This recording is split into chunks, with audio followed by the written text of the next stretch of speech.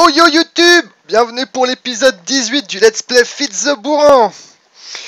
Je vous avais dit en vous quittant sur l'épisode 17 que j'allais commencer un petit peu les abeilles mais que j'allais pas en faire trop, promis. Donc c'est ce que je vais essayer de faire sur cet épisode 18. 18, oui, l'épisode de la Belge Week, l'épisode 18, l'épisode épique. Ouais, vous avez bien remarqué, j'ai changé de couleur. Et c'est une idée de Mel, je me souvenais plus qui on pouvait faire la Terra Steel Armor, et c'est le cas. Merci à lui. Et cerise sur le McDo, hop, regardez. Elle offre, quand on est en full set, un deuxième set de cœur, donc c'est plutôt pas mal. Je l'ai pas encore enchanté parce que j'ai vidé, mais alors vraiment, quand je dis vidé, c'est j'ai vidé pratiquement tout mon stock de Mana Twill. Regardez, c'est tout vide de partout, j'ai mis des sparks pour tout envoyer vers là, et je me suis quand même gardé mes mana pools qui me servaient pour les catalystes, hein, le vert et le jaune. Parce que c'est toujours pratique d'avoir un peu de transmutation sous la main. J'ai mis des Velocity et des Potency Mana Lens pour voir si ça marchait mieux. J'ai changé mes spreaders par des Gaia Mana Spreader en me disant c'est bon, ça va roxer, ça va YOLO. Mon cul, oui, pardon, pour la vulgarité, mais en fait, on rame pour avoir du mana. Donc je pense que le next step, c'est pour augmenter la quantité de mana que je peux avoir, parce que là c'est quand même, ça fait pitié. Voilà, donc ouais, non, c'est vraiment pratique. En durabilité je sais pas ce que j'ai, mais en tout cas plus Maxels, ouais, c'est vraiment c'est du bonheur ce truc là. Du coup j'ai relégué mes anciennes armures au placard, alors tant qu'à faire autant les affouicher. Oui, j'ai envie de troller Tado ce soir, hein. Vous voulez pas, c'est un petit jeu entre nous, c'est pas très grave. Voilà, donc première armure, deuxième armure et troisième armure. Voilà, donc je faudra peut-être que je change mes ailes, parce que je trouve qu'elles vont plus avec le reste, mais sinon ça va plutôt pas mal. Alors, on va faire une toute petite aparté sur les abeilles. Avec Ronok, on s'est amusé à chercher les abeilles et se faire un template sympathique. Et donc le template il est là. Voilà, j'ai commencé à faire des recherches du meilleur gène possible. Donc vous voyez qu'il y en a 8 sur les 13 qui sont renseignés. D'ailleurs, il y a des trucs qui ont disparu, je sais pas pourquoi, notamment la fertilité et la température. Mais au final, ouais, il y a des trucs qui ont disparu, c'est assez bizarre. Faudrait que je la refasse. De toute façon, il suffit juste de prendre une de mes abeilles et de la repasser dans le... Alors, on va la faire plus simple. Vous voyez déjà, là, j'ai modifié en fait 8 gènes. Mes abeilles maintenant peuvent travailler nuit et jour. Elles butinent de la pierre, de la cobble. Elles sont super rapides. Enfin, elles sont rapides en tout cas. Elles peuvent fonctionner même si elles ne voient pas le soleil en mode cave. Elles n'ont aucun effet. Elles ont une durabilité, la plus importante c'est la longueur, c'est-à-dire qu'en fait la durée de vie de l'abeille va être longue, donc elle va pouvoir produire plus de miel et de miel particulier par abeille. Le territoire on s'en fout. Elle est tolérante à l'humidité plus aride ou plus mouillée. Comment on va dire ça, humide, voilà. La fertilité, bah justement là ça manque, mais j'en ai un autre où je lui mets Fertility 4 quand j'en ai besoin. Alors flowering, c'est en fait sur quelle zone elle va butiner les plantes sur lesquelles elles sont affiliées, donc ça on s'en fout aussi. Elles sont tolérantes flyer, ça veut dire que ça c'est pas forcément très compréhensible, ça veut dire que même s'il pleut, elles peuvent aller butiner et faire leur boulot. Je les paye pas à que dalle. Ça coûte cher la RF, hein, mine de rien, et la température tolérante, il va falloir que je la remette, bien que dans les cas qui nous intéressent, j'en ai fait 5. Donc la tropicale, c'est celle qui nous permet d'obtenir de la silk. Cette silk, elle est là. La silk, en fait, on obtient des silk combes, voilà, ce truc-là, qui est centrifugé, on obtient du silk propolis, et quand on le centrifuge encore une fois, on obtient de la silk wisp.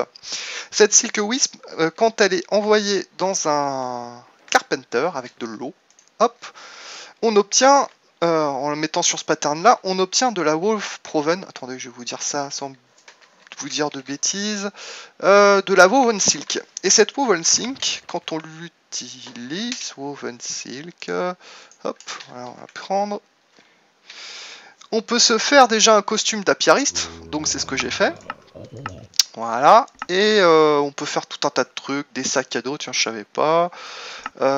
Qu'est-ce qu'on peut faire d'autre de bien? Donc là, c'est juste les sacs à dos, sacs à dos, sacs à dos.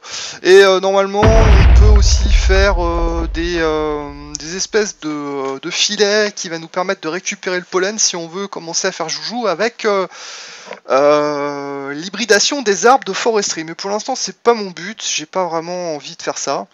Truc qui est marrant aussi avec le mycélium. Alors le mycélium, j'ai trouvé un truc, en fait, vous prenez un champignon et de la dirt, vous les mettez dans le ce truc là, comment il s'appelle déjà, métallurgique infuseur, voilà.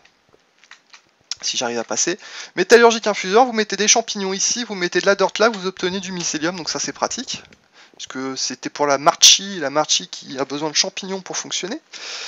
Et donc en termes d'abeilles, donc celle-ci je vous ai expliqué, celle-ci ça me permet de faire de la glowstone, donc je n'ai plus de problème de glowstone, ça c'est vraiment pratique. L'impérial me permet en fait de me faire de la gelée royale, et la gelée royale est l'élément nécessaire pour fabriquer ces production upgrades qui me permettent de faire une production par abeille de plus 160% puisqu'on en met 8. Et vous voyez que on a besoin, non, recette, ça sera plus sympa. On a besoin de la gelée royale pour ça. C'est l'Imperial Bee qui me permet de m'en faire. Voilà, tout simplement, avec du sucre et tout ça. Ça, alors Yellorite, ça me permet d'avoir soit 25% de chance d'avoir soit du Yellorium, soit de l'uranium pour mon réacteur, donc ça c'est vraiment pratique. Et puis j'ai son alternative côté uranium qui elle me donne je sais plus, je vais vous dire ça. 2% de faire de l'uranium comb, et l'uranium comb me permet d'avoir 50% d'avoir de la crushed uranium, donc de me refaire de l'uranium. Alors il y a Ronoc qui me pose une question. Craft-toi un GPS. Hop là. Voilà, pour l'instant j'en suis là. Ronoc est un peu plus avancé que moi, il a fait tout ce qui est génération de métal, mais moi j'ai pas besoin, donc je m'en fiche un peu. Donc je sais pas exactement ce que je vais faire derrière. Si ce n'est que pour vous terminer de vous expliquer un peu le schmilblick, tant je vais juste lui donner l'endroit où est l'entrée du portail. L'entrée du portail, ça doit être celui-ci. Alors c'est portail, Tado, toute petite seconde. Meldes, Twilight, portail N, 768,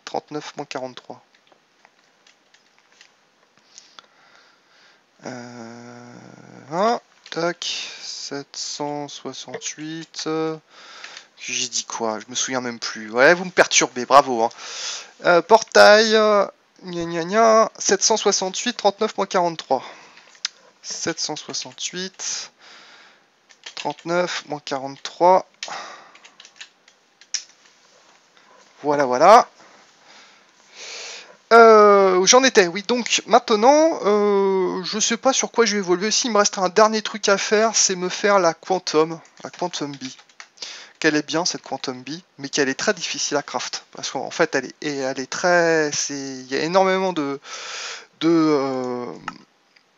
choses à faire, donc il me faut de laine, donc il faut des spatiales, des spectrales, il faut des trucs après derrière. Enfin, je vais pas vous faire tout le déroulé, mais croyez-moi, il y en a au moins facilement une quinzaine ou une vingtaine d'hybridations différentes d'abeilles à faire avant de pouvoir obtenir ce truc-là. Mais bon, je ferai ça off caméra quand j'aurai le temps. Mais oui, pour terminer ce que je voulais vous dire, derrière, donc là j'ai mes 3, 6, 8, mes 16 apiaries qui fonctionnent. J'en ai 2 qui sont dédiés à mon hybridation, sachant que là je mets des lifespan upgrades qui permettent en fait chacune de me faire moins 33% de durée de vie de l'abeille. Donc 4 fois cette 33%, ça fait un truc à peu près de 126%, 132%, pardon, après un calcul avec mousse. Donc elles ont une durée de vie de moins 132%. Mais le problème, c'est que j'ai besoin de lui mettre un open sky, de lui mettre une light upgrade et de lui mettre un biome particulier, généralement, parce que je lui ai mal choisi mon endroit, mais en fait, je suis sur un biome extreme hill, donc c'est un biome par défaut qui est cold, avec une humidité normale. Du coup, ça m'oblige à utiliser les 4 slots, et j'ai besoin d'un 5ème slot pour pouvoir automatiser tout ça, mais que je puisse débrayer quand j'en ai besoin. Donc tout simplement ce que j'ai fait, c'est que ici j'ai mis des items conduites d'Ender.io qui sont chacun avec une couleur différente. Ici c'est bleu, ici c'est magenta. Derrière on les retrouve ici. Voilà pourquoi j'ai mis des couleurs, parce qu'elles sont intégrées au même circuit d'importation de tout ce qui provient de mes abeilles, qui est lui vert. Donc vu que j'ai mis un code couleur différent, en fait, bah, les deux se mélangent pas, donc ça c'est vraiment pratique. Et bah, derrière j'ai mis aussi un signal de redstone, uniquement signal de redstone, voilà, des insulated cabs avec chacun le même code couleur. Comme ça en fait je peux activer ou désactiver l'extraction de mes items conduites ici. Vous voyez que ils sont actifs uniquement sans signal. Donc quand j'envoie un signal de redstone, en fait, l'extraction se débraye, et comme ça je peux récupérer mes abeilles à loisir, et pouvoir les traficoter quand j'en ai besoin. Donc c'est vraiment bien opti comme truc. Ce qui fait que voilà, donc pour faire une hybridation, il faut prendre une reine, enfin une princesse et un drone. Je sais pas moi, par exemple, je n'ai pas d'exemple particulier à vous donner là. Qu'est-ce qu'on va faire? On va prendre 2 abeilles au hasard. Alors, princesse. Princesse. On va prendre une princesse austère et on va prendre un drone. Drone qui veut dire bourdon en anglais. Drone. On va prendre une modeste. Ouais, une primeval. Hop. Je sais pas du tout ce que ça va faire, on va tester. Donc si vous mettez votre princesse et votre drone, bon, le drone il va pas, mais on va dire que ça marche. Vous mettez les deux, vous pouvez choisir les différentes hybridations que vous avez besoin. Donc s'il y en a plusieurs, c'est le principe de l'Advanced Mutatron par rapport au Mutatron classique, c'est que là vous pouvez choisir quel est le résultat, et pas un résultat au hasard si vous avez pour une hybridation plusieurs abeilles différentes qui peuvent muter. Et derrière vous obtenez une reine. Le problème de la reine, c'est que même si vous lui impliquez d'autres gènes, une fois qu'elle sera morte et qu'elle aura donné naissance à une princesse et à un drone, les drones vont avoir des gènes déviants. Donc l'idée, pour éviter d'avoir ce problème-là, c'est d'appliquer vos différentes modifications génétiques à une princesse et un drone, et comme ça vous êtes sûr que derrière la lignée sera stabilisée sur des générations et des générations, n'est-ce pas?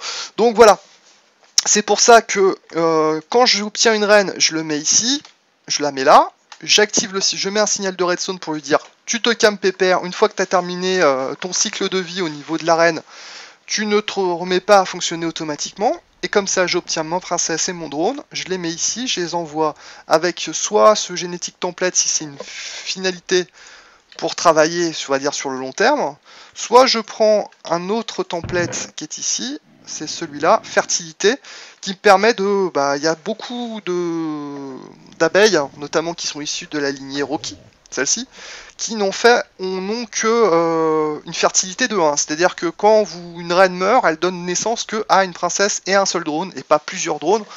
Du coup, pour pouvoir travailler et obtenir un certain nombre de spécimens pour pouvoir extraire les différents gènes qui sont intéressants, ça devient un peu compliqué. Donc voilà, c'est pour ça que j'utilise plusieurs templates différents afin de pouvoir obtenir le résultat escompté. Voilà. Bon, j'ai beaucoup parlé là. Bon, alors sinon, qu'est-ce que j'ai d'autre? Sinon, au terme de traitement de mes ressources, vous voyez que maintenant, j'ai plus qu'un seul thermal centrifuge et une seule ore washing qui fonctionne. Tout le reste est traité. Le seul truc qui me reste à faire, en fait, si on voit ici crushed, j'ai 4 uraniums qui sont en cours de... Ah voilà, d'accord, ceux-là, à mon avis, il va falloir que je les transforme, parce que ça, c'est issu de mes abeilles là, et du coup ça va pas fonctionner, alors que si je les mets là, normalement les crushed, elles ont disparu, elles sont traitées. Donc je pense que je vais mettre un petit barrel alternatif quelque part, histoire d'éviter que ça reste dans mon stockage à la place d'être traité. Donc les crushed, il n'y a plus rien. Et les purified, il n'y a plus rien non plus. Il me reste plus que quelques impurs dust à traiter.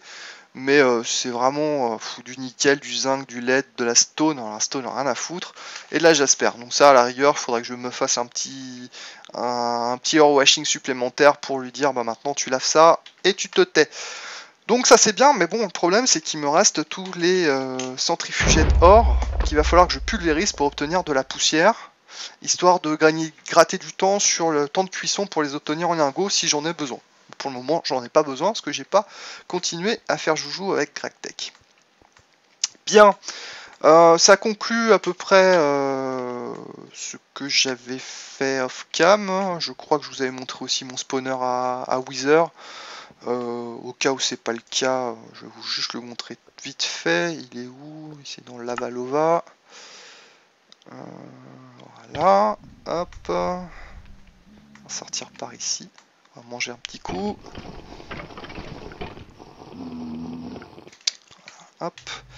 Voilà, ici j'ai mon usine à Wither, puisque vous me l'avez fait, vous me l'avez expliqué à juste titre que maintenant les Wither ne spawnent plus que dans le Nether, quoique quelles que soient les machines qu'on utilise. Mais bon, là avec un Autarchy Gate, un Octadic Capacitor, ça renvoie du bois et ça va. En termes de Nether Star, je pense que on devrait être pas mal. J'ai juste un bug là, donc il va falloir que j'y retourne à pied parce que a priori Workbook commence à délirer. Je sais pas pourquoi. Il y a une mise à jour entre temps et depuis ça pose problème. Donc je suis obligé d'y retourner à pied à ma maison, ce qui est un peu fâcheux. Bon, c'est pas non plus très compliqué, mais voilà. Ok, donc nous voilà à la maison, si tu veux bien, voilà, hop. Et du coup, on va aujourd'hui, enfin je vais vous présenter, comme vous me l'avez, je vous ai demandé si vous préfériez qu'on fasse du mining laser ou de la génération de minerais via Botania. Vous m'avez dit Botania on préfère puisque tout le monde fait du mining laser, du laser drill. On connaît tous, rien à foutre que tu nous le remontes, donc pas de problème. Donc j'en ai qu'un qui tourne et il tourne vraiment vachement bien. Mais je vais vous montrer comment faire la génération d'items via Botania et via surtout Steve Factory Manager, histoire de joindre l'utile à l'agréable. Voilà, donc je fais une petite pause, histoire de rassembler tous les ingrédients que j'ai besoin, et je vous retrouve tout de suite. Ce champignon m'intrigue. J'ai l'impression de participer à l'émission Question pour un champion. Avec le buzzer là, je sais pas pourquoi, si je fais une fixette là-dessus. Bref, bon, j'ai pas mal bossé, j'ai déjà fait le setup d'alimentation en mana. On va avoir besoin d'énormément de mana. Et du coup j'ai j'ai même sextuplé les thermal lily avec chacun son alimentation en lave et on va voir ce que ça donne. Donc ça c'était on va dire la partie la plus facile entre guillemets, j'y suis déjà depuis une bonne heure. Il va nous falloir maintenant s'occuper de cette bestiole là, l'orchide. Vous voyez que elle est quand même balèze à crafter étant donné qu'il faut 2 runes qui sont chacune une rune correspondant à une deuxième rune, correspondant à une troisième rune, correspondant à une autre rune. Donc je vais faire ça vite fait off cam. Et puis dès que c'est crafté, on s'en occupe. Puisque là il y a encore pour 1 heure de boulot, facile. Mon dieu. Bon, allez, à tout de suite. Bien, j'ai fait le plus gros, je termine avec vous. Donc là normalement c'est comme ça et hop, voilà, prendre un petit morceau de, prendre 2, c'est ce qu'il nous faut. Là ça calcule, c'est bon, on balance un morceau, on refait un petit clic, non, perdu, oh, quelle pestilence ce truc, voilà. Hop, voilà, les 2 dernières runes, enfin les 2 premières des dernières runes, et donc il me faut maintenant ça et ça. ça et ça, j'ai fait 2 diamants de trop. Hop. Boum. Ah oui, mince. Comment qu'on fait? Voilà. Alors, a priori, donc c'est Yena qui m'a donné le système pour retirer quelque chose dans un pétale apothecary ou dans un runic altar, là je sais pas quoi. Alors runic altar, il suffit de faire un shift clic droit avec votre main et ça marche. 1, 2, voilà. Donc là logiquement, c'est bon, ça passe. Bientôt fini. Ouais, on balance le petit morceau de pierre. Un dernier clic et voilà, on a les 2 dernières runes qui nous manquaient. C'est bien, on les a en double au moins, comme ça, c'est pas, on va pas se bouder son plaisir. Alors, maintenant que j'ai fait ça, qu'est-ce qu'il nous faut d'autre? Donc il nous faut tout un tas de pétales divers et variés, donc rouge, vert, jaune, bleu ciel. On va déjà faire celle-là. Pétales rouge, jaune, vert, vert c'est là, et bleu ciel, light blue, voilà, hop, et touc. Qu'est-ce qu'il nous faut d'autre? Gris clair, gris clair, gris, gris. D'accord, il va falloir ça aussi. J'ai plus de red route là, donc gris clair il en faut 2. Gris il en faut 2. Je crois que c'est tout ce qu'il faut. Ouais, les 2 runes et le redstone route. Donc ça je vais en rechercher. Hop, on va prendre sa petite mana shears. Toc. Voilà, il reste des herbes hautes ici, c'est parfait. Comme ça j'en aurai un petit peu d'avance. Là. Hop, touc. Normalement c'est bon, j'ai tout récupéré. J'ai tout récupéré. Parfait. Donc logiquement, si je me souviens bien, mémoire au niveau des crafts de ce soir, ça va pas, je suis un poil fatigué. Alors, touc touc. Voilà. On va remettre ça et ça. Voilà, j'en ai plus besoin. On va vider ça.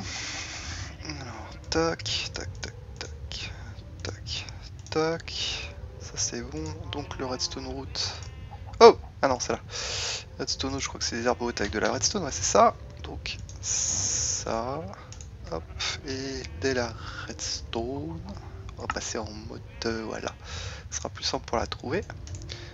Voilà. Donc on a tout ce qu'il faut. Si ce n'est que il nous faut de la graine aussi. Donc 8. J'ai plus de graines du tout? Ou c'est 8 avec un H peut-être? Seed. Voilà, seed, on a ce qu'il faut, de la pumpkin ça suffira. Bon, je pense qu'on est bon. Je pense qu'on est bon. Je vérifie juste, mais là, je pense qu'on arrive au bout. Yes. Alors, là, de la flotte. Donc, tac, tac, tac, tac, tac, tac, tac, tac, tac. Voilà. Il me reste plus qu'à tremper les 2 dernières pétales dans du mana. Pouf. Pouf. Toc. Toc. Et une graine. Et enfin. Yes! L'orchide! Haha! Les affaires reprennent. Bah on va redescendre. On va lui mettre dans son petit écrin de mana entouré de Thermal Lily. Ce serait pas mal si j'arrivais à me stabiliser sur le Traveler. Voilà, hop, touc. Donc le mana c'est un petit peu rempli. Ça va aller, pas mal. Alors, je vais prendre un petit peu de dirt. Je vais pas la mettre en glimmering, ça sert pas à grand chose sur celle-ci. Dirt. Grasse peut-être? Oui, il me reste de la grasse, parfait. Quand même. Alors. Toc. Et toc. Voilà. on va planter notre petite titine. Voilà, elle est bien, elle va se remplir de mana. Et vous allez voir que si on prend un petit peu de stone, tiens, j'ai cru entendre que ça faisait boum dans le coin. Il doit y avoir de la stone dans le coin, mais où, je sais pas. Peut-être derrière les murs. Bon, de toute façon, au bout d'un moment, elle va se calmer, elle va plus en trouver. Je voulais juste vous montrer ça. Donc si on prend de la stone, voilà, hop. Voilà, elle est en train de bosser pour rien parce que je sais pas où elle va. Attendez, regardez en dessous. Je pense que ça doit être à ce niveau-là. Voilà, il n'y a plus rien là, donc forcément. Là, elle va se lâcher. Donc on va virer tout ça. Pas mal de blocs. Histoire qu'elle travaille pas en vain en fait.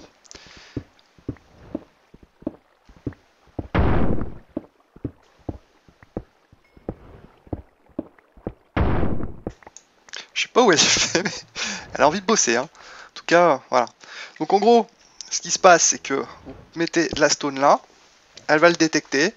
Logiquement, c'est la plus proche.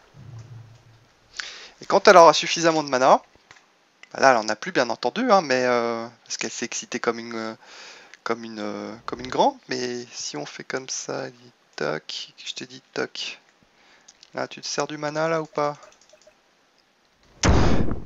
Bon, bah ouais, mais c'est là que je voudrais que t'ailles. C'est pas autre part en fait. Bon. Écoutez, je vais faire une petite ellipse, le temps de virer un petit peu tout ça. Et puis en fonction de la durée, on fera soit mettre fin à l'épisode ici pour la deuxième partie au niveau de Steve Factory Manager, soit on continuera un petit peu. Allez, tout de suite. Bon, la petite titine, elle bosse pour rien, elle est en train de me faire je sais pas quoi avec la stone qui est en dessous du sol sur lequel j'ai installé le truc. J'aurais dû la mettre sur un lit de dirt.